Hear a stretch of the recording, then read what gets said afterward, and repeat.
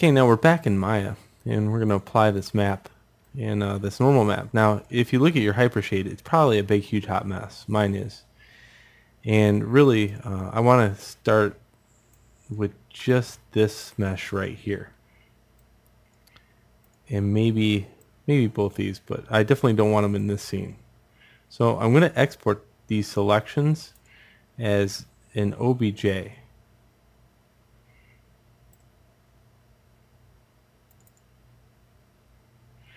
Make sure I turn materials off.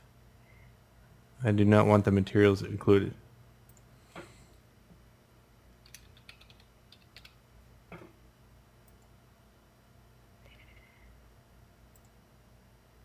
I'll save this scene just in case. New scene. File import.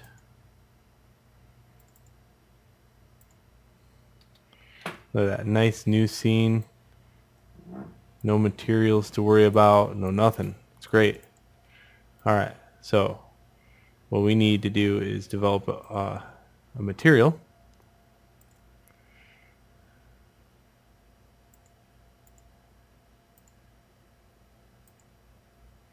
And I want to do a blend.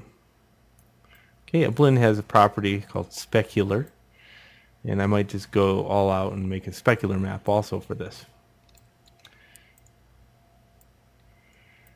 Okay, there's my one. Here's my other one.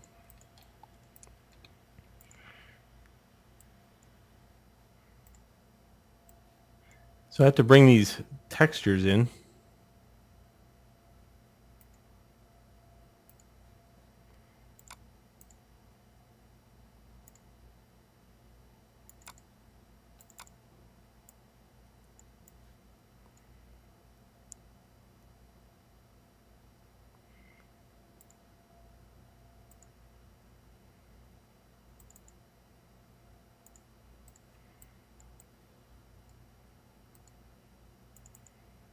That should import in. Don't know why that's not doing that. Let me see this out. I'm going to call this my color map now.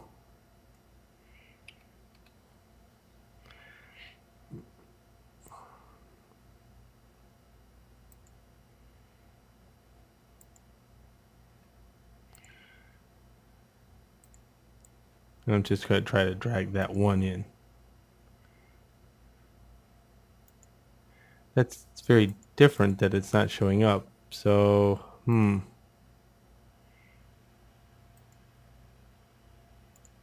Oh.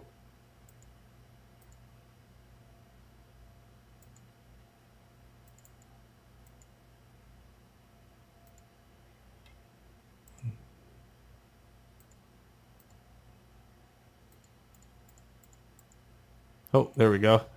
Weird. I wonder how it's got the settings turned off. So to bring these in and to get a real-time preview of it, I can just double click on them. And if I have two of them, which I do,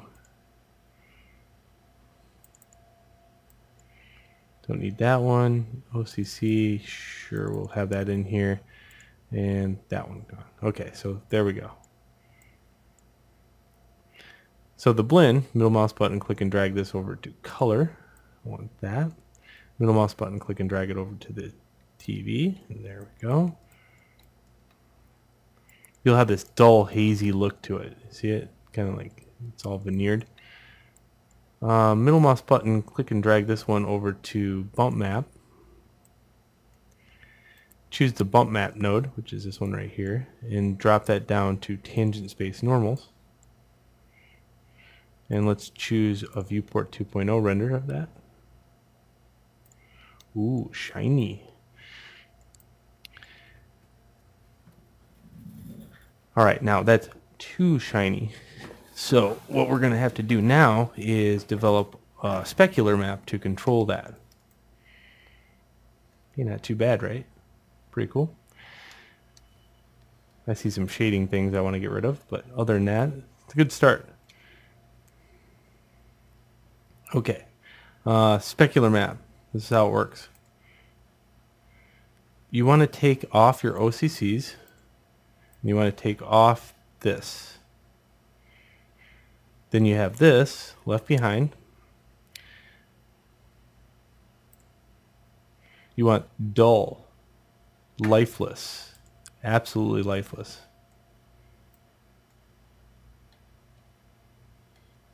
I'll edit, copy, merge this and edit, paste it. And then I'm going to go image, adjustments, black and white. I'm going to choose like the brown that was in it. Get that out of here.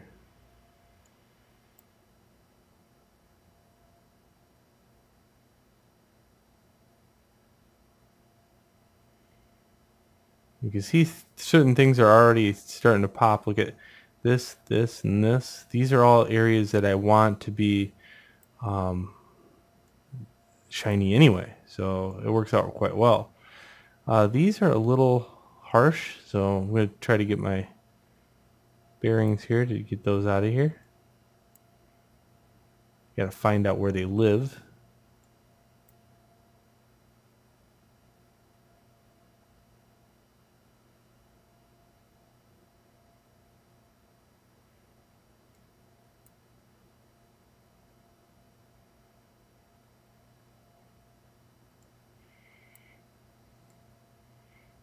That might work quite well.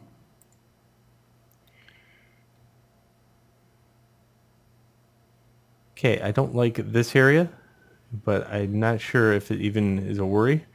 And then I'm going to live with the rest of it. So this is a specular map.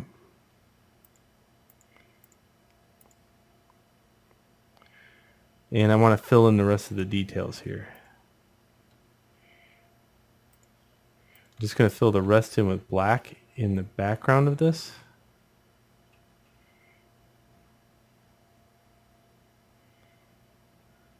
Just like that. Okay, let's save this out.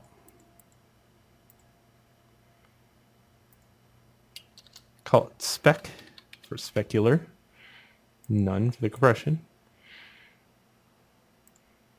Sooner or later, we're going to have to get rid of these TIFF files that have so many layers, but for right now, I need the layers. There's my spec map. Double click on it.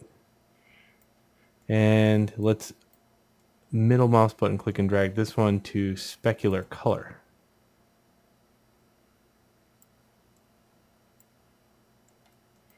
Okay, what you're going to find out, it's dull in certain places and shiny in others now. So you can see if I look at this area, how it's shiny, and over here it's not shiny. The shading needs to go away. See that it gets darker in areas, and that was spanned from the normal map.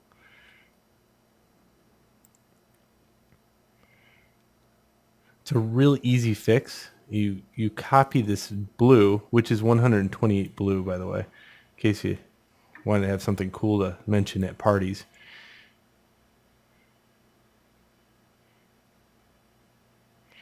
And I think it's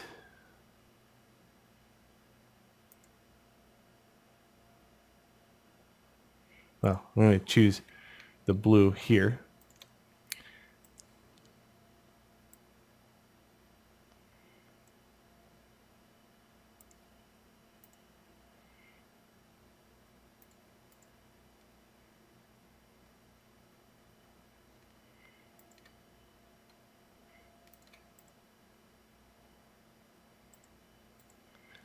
So blue is inert in a normal map.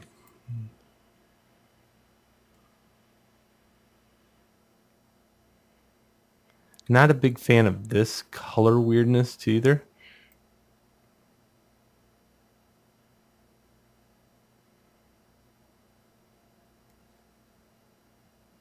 I'm going to keep it, but not a very fan of it. I'll see what it looks like back here.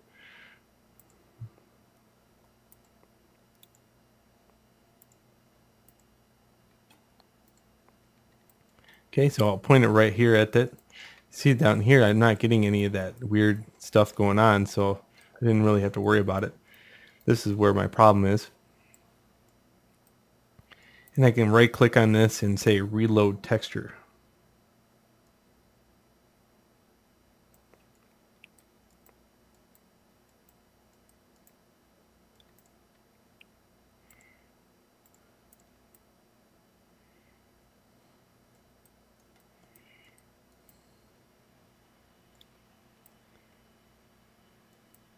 That almost made it worse.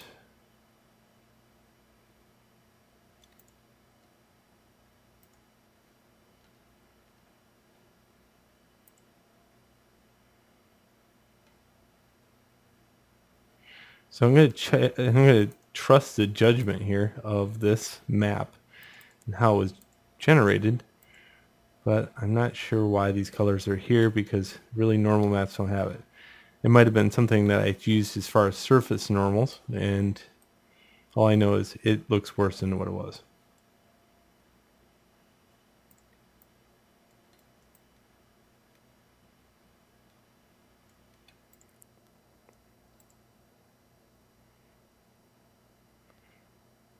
Grab a point light, hit 7 on the keyboard.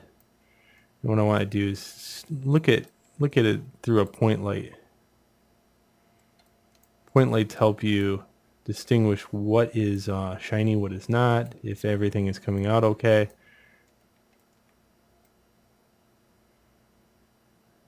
And you can see the surface bend here. See how the light goes that way?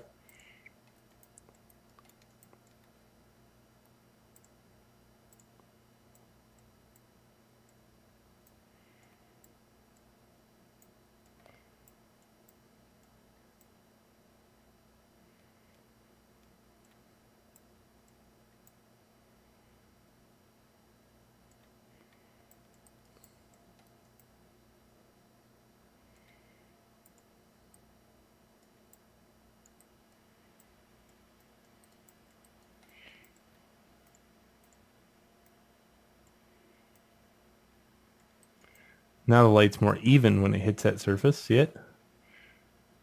Just by adding a few normal edge loops in that area. So the idea of having it, 3 polygons, that's not really needed. It's just me doing my thing.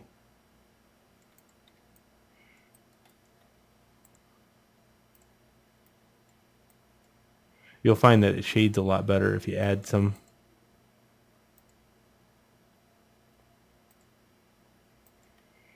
You can see the shading improving just as I enter these.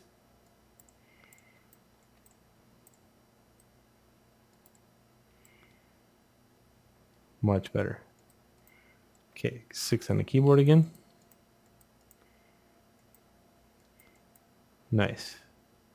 So I'm not getting that really harsh look anymore. It's straightened out quite well.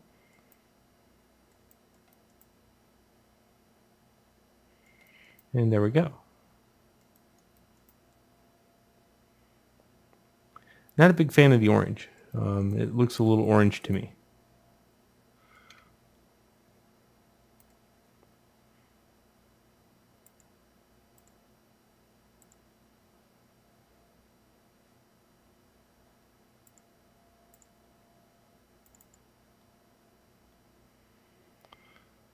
I'm going to pop up a new hue saturation level and desaturate this whole thing just a little bit.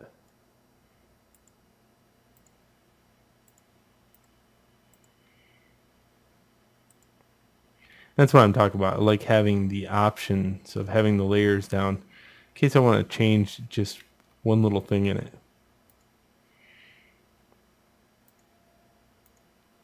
Okay, I'll reload that image.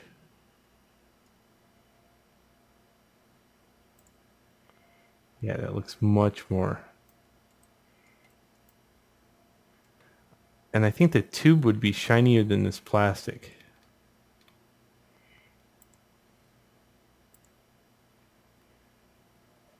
To do that, we can employ things like the burn tool.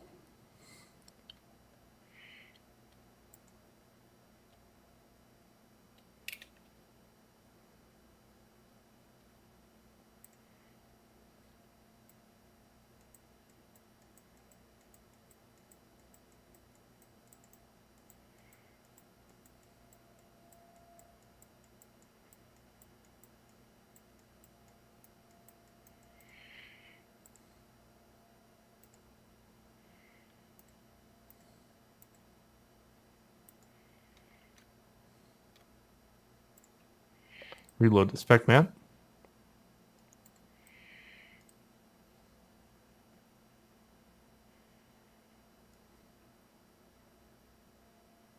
Better. Alright, so there's my vintage TV set.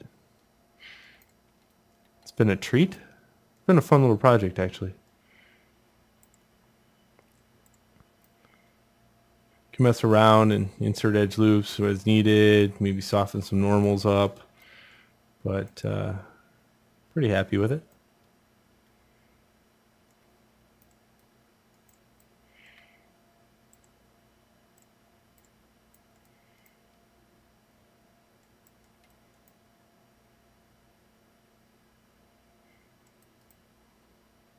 Cool. Actually like that a little bit better. All right, so enjoy, and let's go on to the next video.